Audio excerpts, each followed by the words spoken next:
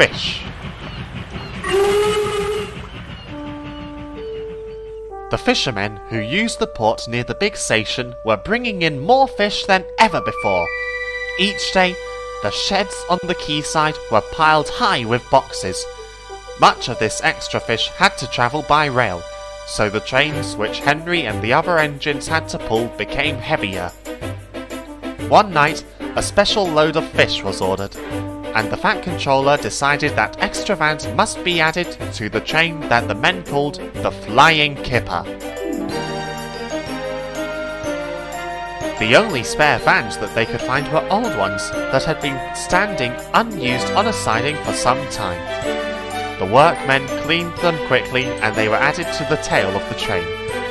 Henry grumbled dreadfully about it, but there was nothing to be done. "You'll just have to put up with it, Henry," said his driver. "At least the extra load will mean we can have a banker up Gordon's Hill." Duck often waited at Edward's station so that he could help heavy trains by pushing behind. Tonight, Henry made good progress in spite of his extra load. When they reached Edward's station, his driver stopped the train beyond the platform. Then, using Henry's whistle, he gave the special signal, which meant that he wanted help up the hill. "Peep, peep, peep, peep," whistled Henry. "I need a banker, please." "Peep, peep," replied Duck. "I shan't be long." Duck buffered gently up to Henry's train.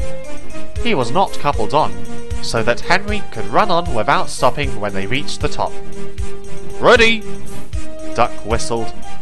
pull hard, puffed Henry. We're doing it, replied Duck. Henry was pulling harder than he thought. It was a dark night, and Duck felt the weight on his buffer slacken. Because of the dark, he could not see that Henry had taken the train on his own and was slowly drawing ahead. All trains carry a red lamp on the final vehicle to show that the train is complete. This is called a tail lamp. Duck's driver began to be worried.